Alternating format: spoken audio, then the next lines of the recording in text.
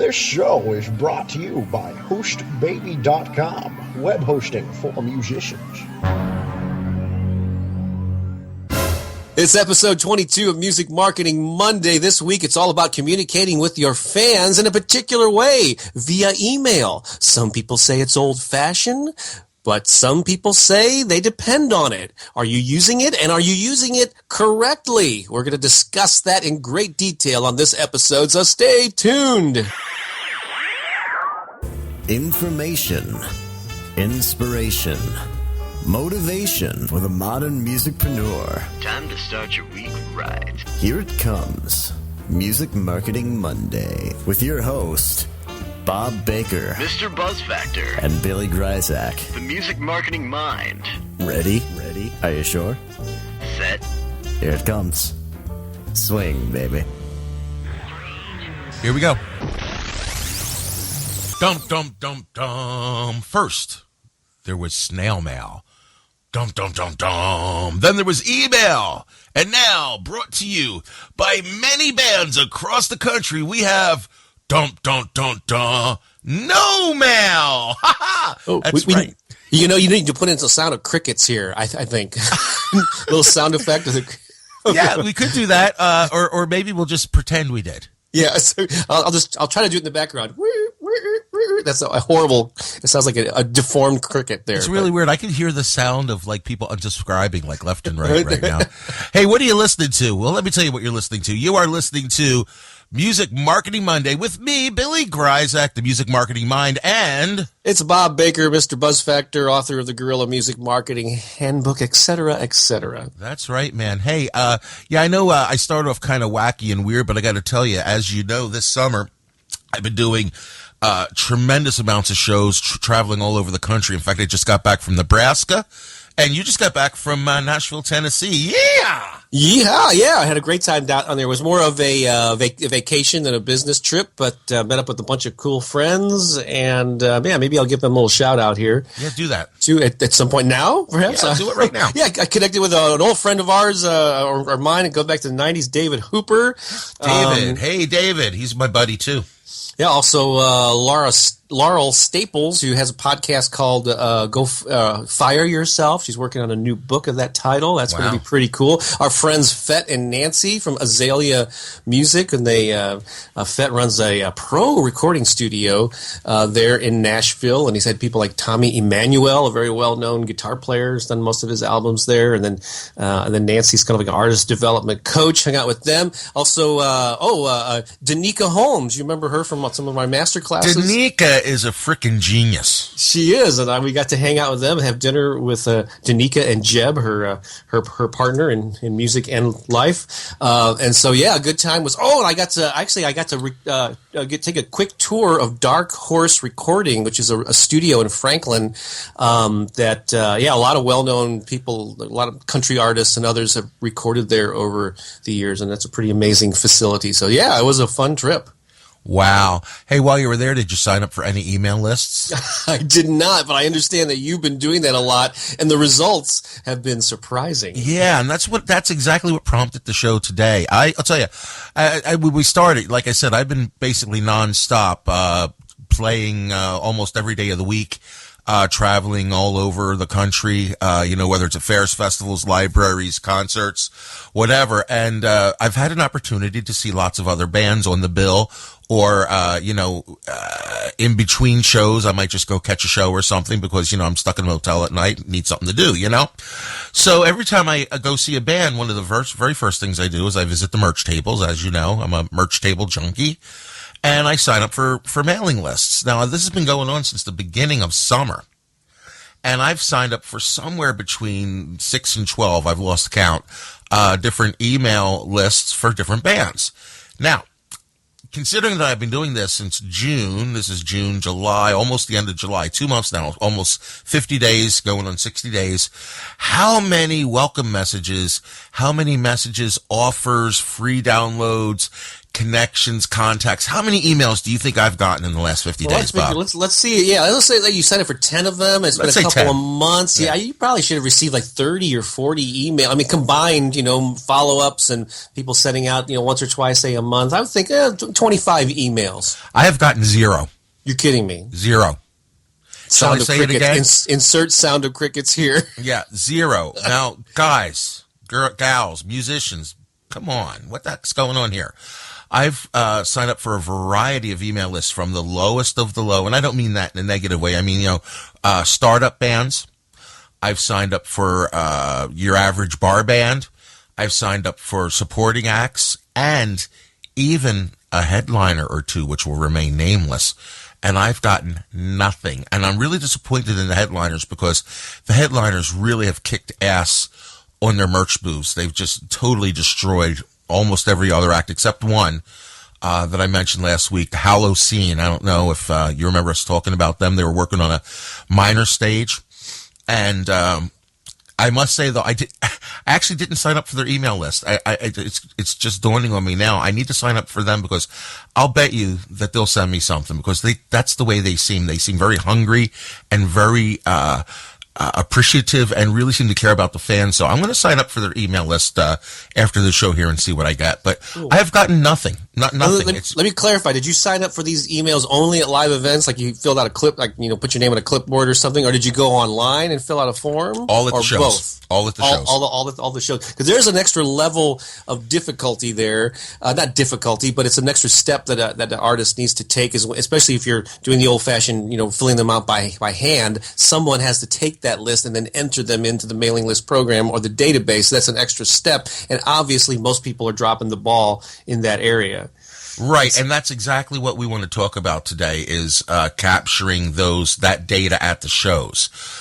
Because really, this is your golden opportunity to really make some long-lasting fans, and the quicker you can respond to them, the better.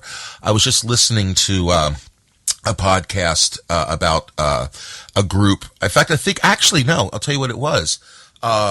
One of my favorite marketers in the universe is Seth Godin. You know Seth Godin. Well aware of him, yes. Yeah, and I've been listening to a program he has called Seth Godin's Entrepreneur School. Have you heard that yet? I think, I subscribed to that. It was like a couple of years ago, like a one-day thing, and they segmented it up into little smaller podcasts. Really good stuff. Yeah, but he talked about one band, because he talks about music a lot. I think he's a closet rock star, and he talks about one band that actually was capturing people's information from the shows using a text number or something, and the text number would immediately generate, like right there at the gig.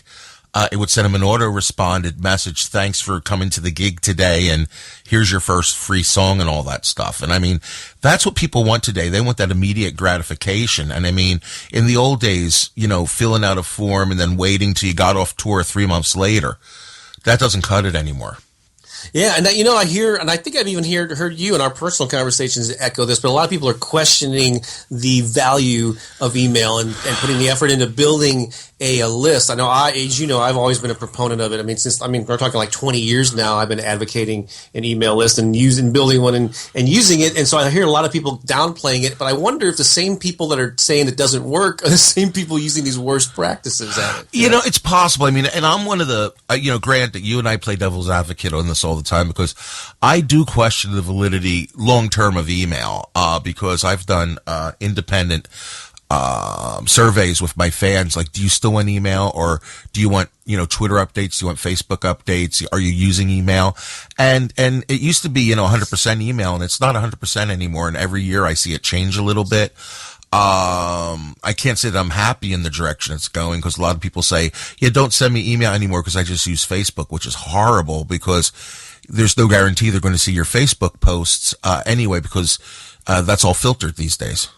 Right. So there's something about that. There's what people say that they want, and then there's what gets results, and they often are not the same thing. It's not that you want to be sending people stuff that they don't want, but if they've signed up, they've already expressed, an interest. They've already given you permission to send them messages. But I think there's no denying that people that use email effectively see results from it more so than they ever would see just with a social media update. And I remember this lesson years ago. I remember hearing a radio guy being very frustrated because they did this research on what listeners wanted out of radio stations, and so many people always would say, I want variety, I want to hear more new artists and this and that, but what really mattered to them was how people actually used their actual behavior, and when people are always, for some whatever reason, actually tuned into the stations that are more programmed, or at least that was the case back then when I talked to this guy. So there's people say they want this, but then their behavior speaks, that's really the only thing that matters. And so I know that's kind of like my take on it.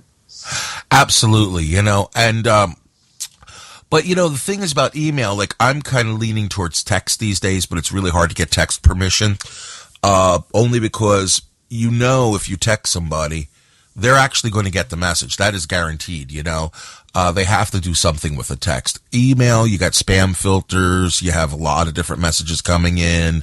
People tuning it out. Yeah, yeah, exactly. I totally know it. Yeah, my responses to my emails are lower than they've ever been, but I still think it outperforms social media by a long shot. Totally. I totally agree. Now... And in fact, I don't want to jump the gun here, but I know you reached out to your Facebook group, speaking of that, the Music Marketing Mind, and asked people for their feedback actually on this topic. And there's one that stands out. It would be appropriate for me to mention now, if you don't mind. No, please do. And so what is Neil's last name?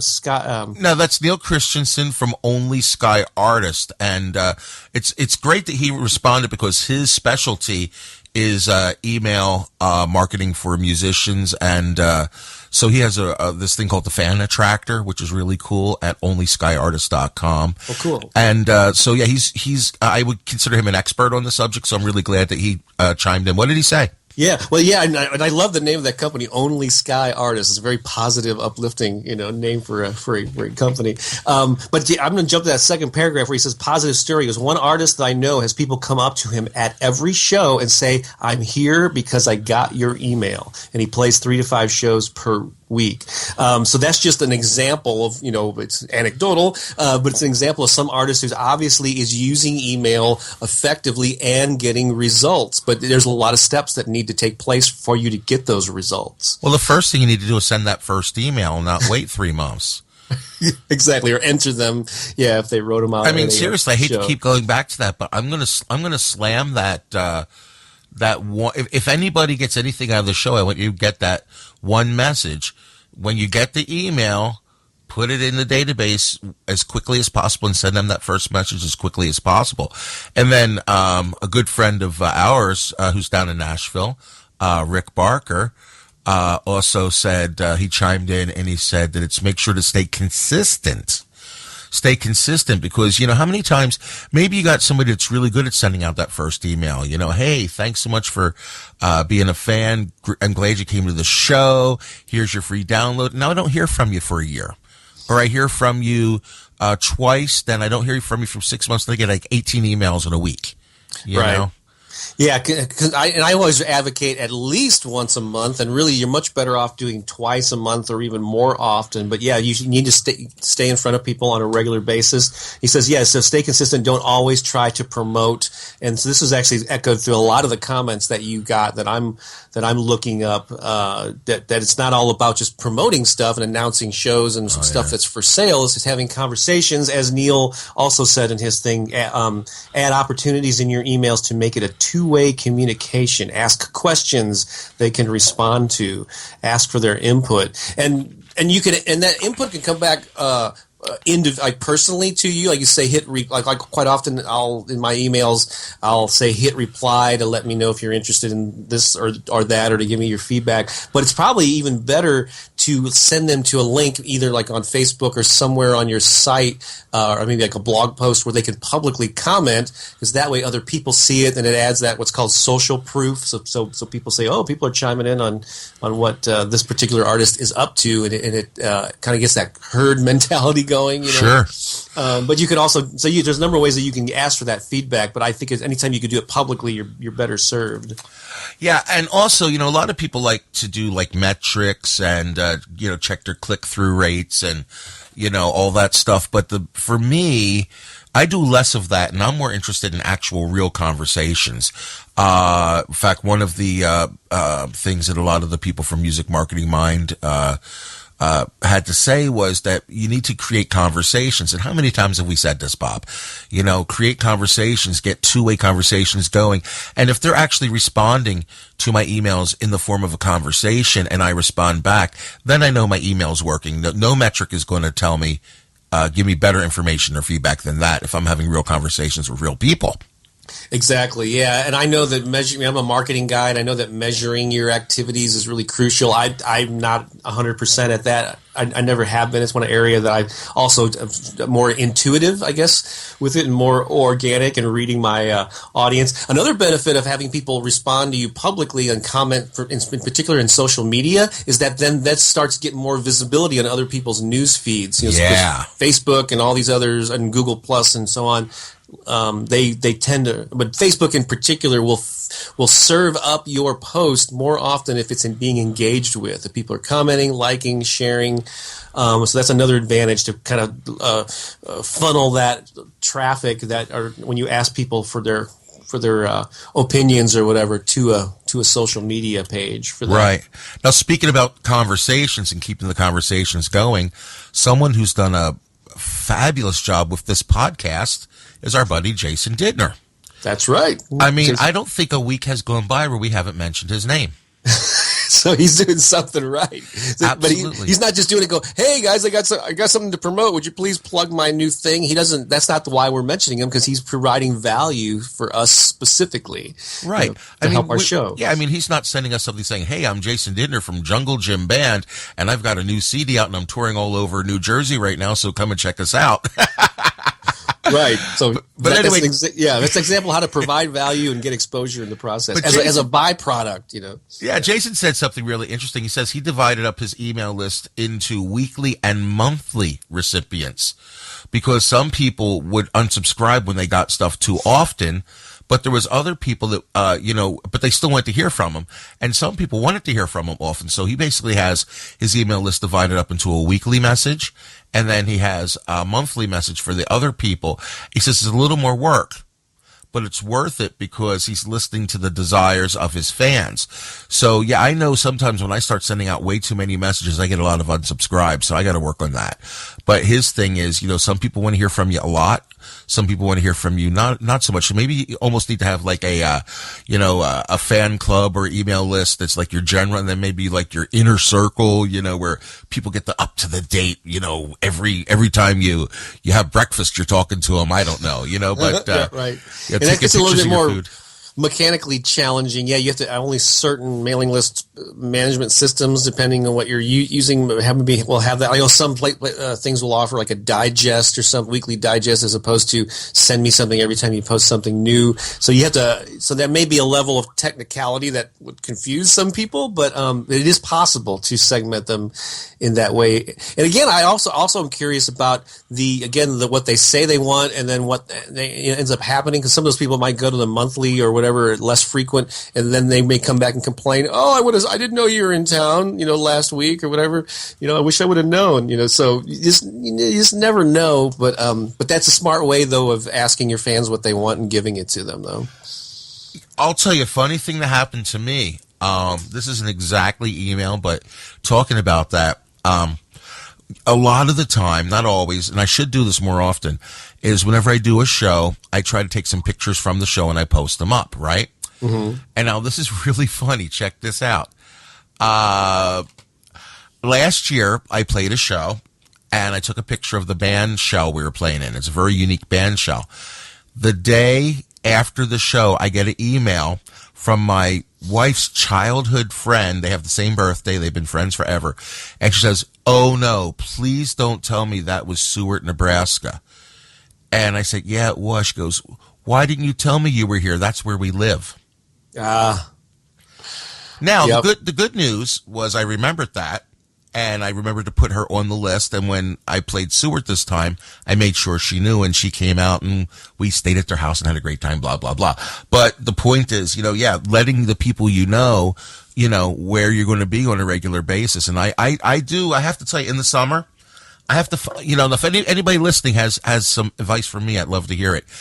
Basically, I drop the ball in summer. I've come to the conclusion that I need to literally just shut down the office and for 2 months and just go away and then come back. In fact, my other podcast is on hiatus right now because I just, when you're doing 100, 150 shows or more in the summer, it's really tough to do your other business at the same time.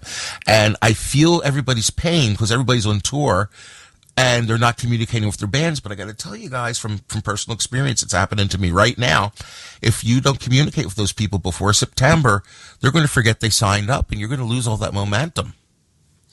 Yeah, it's just like try to find a way to do it or get someone to delegate it to or have a digital way that they can do it. Yeah, it is tough. Yeah, and no one is we all, that's like the great equalizer. They talk about the level playing field, but we all have the same amount of time.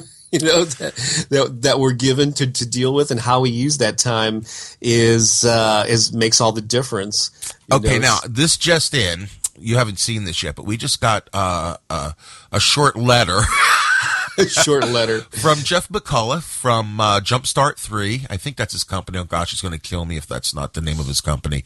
But this guy is brilliant on every level, and I'm going to try to read this, maybe not the whole thing, but I think this is pretty interesting. He says, "Email is not only essential, but it's powerful. I always give people a free song in exchange for their email, and I make sure any email I send them has something of value for them.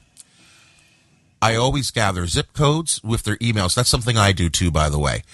I always gather zip codes of emails so I don't email someone about a gig when it's nowhere near them. That's pretty cool. Also, people give people a chance to opt into your email list. That way, if they complain that you're spamming, you can prove you have their permission. That's really important, too. In Canada, ready for this, guys? Mm-hmm. In Canada, a law was recently passed July 1st that you must double opt in, ask 2 times before sending marketing, or you could be sued for $1 million. Yeah, I've been hearing about that, and I use One Shopping Cart as my for everything, including my email, and they sent out a notice about that, and that I think. Yeah, I'm not sure exactly how that works, but yeah, there's a lot of buzz about that in the email world, about the double opt-in. So yeah, but that you should be doing that anyway. I think getting people to double confirm that yes, that this is my email and I do want to receive it. And I guess he says he's been using MailChimp for 2 years, which I use a combination of MailChimp and HostBaby. I use them for different reasons, but those are the ones that I use. But he says he switched to Infusionsoft because he can build campaigns that send emails automatically based on their user interaction to educate and nurture customers towards buying music and hiring me for shows. So you've heard of that company? Yeah, Infusionsoft is like the new top dog Cadillac. All the big shot internet marketers are using it. It's very expensive, though. I think it's like a really big upfront cost, which includes some training because it's very complicated. Like somebody told me like a grand or two, $2,000 or something. But then the monthly fee is much lower. But and I haven't made that jump yet, but it's supposed to have a lot of bells and whistles on it, but it's probably outside the needs of the average indie artist, to be honest. Yeah. And just in, I love this live interaction we're getting with is the caller there? Yeah, I mean this is great. We've never actually had like a live chat going on the same time we've done the show before. I'm kind of digging this. Maybe in the future we'll just tell people what time we're recording and they can kind of chime in. That's beautiful. Love it. See, conversations, Bob. Exactly. We're practicing what we preach, baby. I love it. Okay, Earl Elmer from Debs and Earl, they're a geek nerd band from Canada, says that every person that purchases on Bandcamp or CD Baby, we email them a thank you. Oh, hallelujah. That's so beautiful. We email them a thank you and ask how they heard about us. And it's great for connecting, and that starts conversations. That's also what I do. Whenever anybody calls me for a gig or wants to order something, I always say, oh, thank you for calling. How did you hear about me? I always ask that before I start taking the information for the show. Awesome. Yeah, and that's a great. I think even CD Baby has in their system. They recommend that you wait, like if they're shipping a physical product, to wait a week or a few days or whatever for them to get it, to follow up. Yeah, I wish there was a way to find out who buys your stuff on iTunes and stuff. I mean, CD Baby's fantastic for people that buy. Direct. They give you all that information, and that's been invaluable for my career. And everybody should use that. If you're not gathering up, again. If it's one thing to gather up emails, it's one thing to build this great database, but if you're not sending stuff out, guys, don't even bother, really. Just stick to your social media. I know one fella, he's a really great personal friend of mine, and I say, how's your mailing list doing? He tells me how many people he has. I said, when's the last time you sent something out? And he goes, I got to get around to doing that one day. You know what I mean? And if you're just, if you're not going to send stuff out, don't even bother, really. But if you really are serious about your career, use that email, darn it. Exactly. Yeah, use it and just make it a regular part. You got to incorporate it into your routine some way. Where you got to put reminders or put it on the calendar or a little timer or something to go off. It's time to enter the emails and send something off. One real quick comment about, you mentioned the zip code thing and promoting shows in specific areas. So here's my thoughts on that. I mean, if you can segment your email list, that's great. I guess you do it by zip codes or postal codes or whatever. So yeah, if you're just sending a message about your gig in one city, like the day before or day of or whatever, yeah, you don't want to bombard your whole list with, hey, we're playing tonight in Dayton or whatever. However, I think there is something to be said for when you send your emails. So let's say you're on tour. Yeah, you want to send emails to your entire list listing all of your dates. And what I always say, even though people can figure this out on their own, again, you got to kind of let people know what you want them to do. Is that if you're in any of these cities, we'd love to see you. Or if you know somebody who is. Because I've actually had people come to some of my music marketing workshops who said, like, I remember one time in Chicago, they said, my friend in Guam is on your email list, and he knew I was in Chicago and told me about this tonight. I'm so glad that he did. So people that live elsewhere may know people that live there. But you wouldn't just do that for a single gig. It would be like a rundown. Here's all our upcoming gigs. If you know somebody there, if you're going to be there, we'd love to see you. So help us spread the word. Absolutely. A couple of more things here. We're running a little long today, but I just want to throw out a couple of things. Neil from Only Sky Artist says autoresponders are a must. If you don't have autoresponders, you don't really have email. They give you the ability to leverage your time. And if you don't know what autoresponders are, I don't know, maybe we should do a show on that, because that's probably one of the most powerful ways you can use email. And actually, I got a great idea for a show. Maybe next week, maybe we should do a show on time shifting. In other words, how we can use autoresponders or use different services like Hootsuite and stuff to manage our time and still communicate with our audiences. What do you think about that for a topic? Yeah, and also, we'll throw in there the importance of repetition over time, which is something I've been hammering home a lot lately. And then I'll specifically, because I have some pros and cons on autoresponders and how to use them. But yeah, so that would be a good idea. And this just in, and then we'll close with this.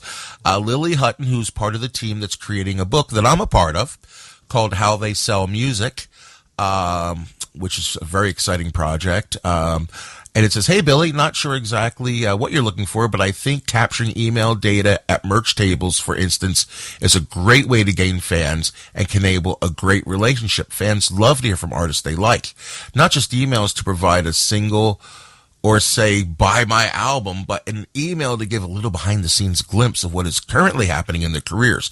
That will engage people and help create loyal supporters.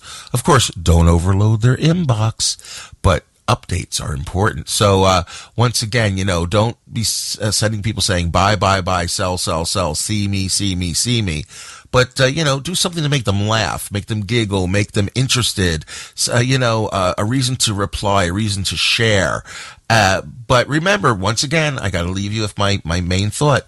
None of it matters if you're not hitting send. That's right. You're not sending them something, anything, please. Yep. Yes. I mean, snail mail is still great, and email is awesome, but no mail sucks. Yeah, so there's levels of competence. First, it's gathering the emails. Two, if you're doing this at live gigs, you have to enter those emails into the whatever database, whatever program you're using. It should be online based, not just in your sending them to your personal email, ideally. And then three, you got to figure out, then there's repetition. Come up with a schedule, and then it's coming up with the content. It doesn't have to be long. It shouldn't be long. But just to share stories, send them anytime you upload a new video or some fun video of you on the road, or a new blog post or anything that you've created, just link to it. Make people aware of it. And of course, then also promote that you have music available for sale and where you're performing and all that good stuff. Ask questions. There's no shortage of things to put in an email. It's just a matter of making the time to sit down to do it on a regular basis. 30 minutes, Bob. All right. It's actually about the average lately. I know, it's crazy. I thought of some other. I thought of some other things, but we'll include that in a future show. Okay. In fact, I'll leave you with this thought. Don't put all the names in the 2 box. Yeah, or the copy or the carbon copy box. Yeah, don't do that. I just got an email like that yesterday from a performer, and I'm like, oh look, here's a whole bunch of people I can email and say, hey, I hear you like this band. Maybe you like me too. No, don't do that. That's spam. Yeah, anyway. Yeah. If you are using your personal email, make sure and put multiple addresses in of the blind carbon copy. It'll say BCC in your email, but that's just otherwise you're definitely yelling amateur. That's absolutely. So what do you got going on, Bob? Anything incredible? Gosh, I don't know. I'm just kind of I'm trying to figure out what to do next. Actually, my girlfriend Pookie and I are doing a new a program that I'll have to link to, and it'll be after the fact by the time this airs. But we're doing how to live a more playful, passionate, and creative life. It's something that a lot of people admire us both for doing, kind of following our dreams, and so we're kind of hitting a different angle on the self-empowerment thing. I'll link to that in the show notes if I have something on that by the time this airs. Otherwise, thebuzzfactor.com. That's thebuzzfactor.com. Or you can have my blog, podcast, all kinds of stuff there to inspire you. Sounds How about great. you?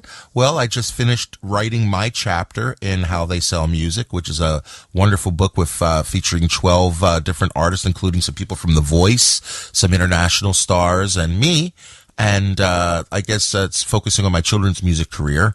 That'll be out soon. So that's howtheysellmusic.com.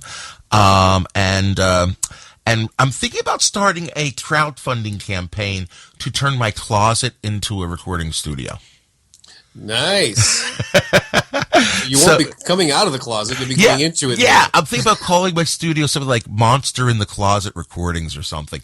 It's crazy. We just moved, and I'm in my new beautiful apartment, and my closet is huge, the walk-in closet, and we decided to turn it into my new recording studio. And I mean, that's where I'm recording right now. It's incredible. So I'm thinking about having some kind of Kickstarter campaign to turn my closet into a studio. So I'll let you know how that goes. And you can always reach me at Music Market Mind on Twitter or musicmarketingmind.com, or please join our Facebook group, Music Marketing Mind on Facebook. I think that's it for today. It is it. All right. This was a good one. Enjoyed it, sir. It was nice to get back together after a week off. And let's rock and roll, baby. And all those guys I signed up for, please send me some email. Thank you. Bye. Please. Bye. Crickets.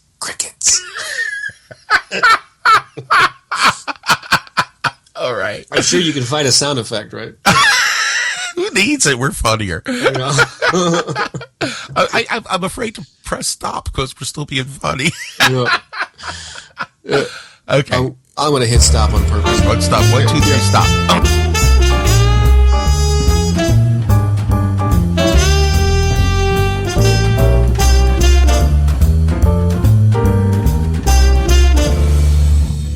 Are you still there? Excellent! Now would be a good time to visit hostbaby.com for your free 30-day trial. Of course.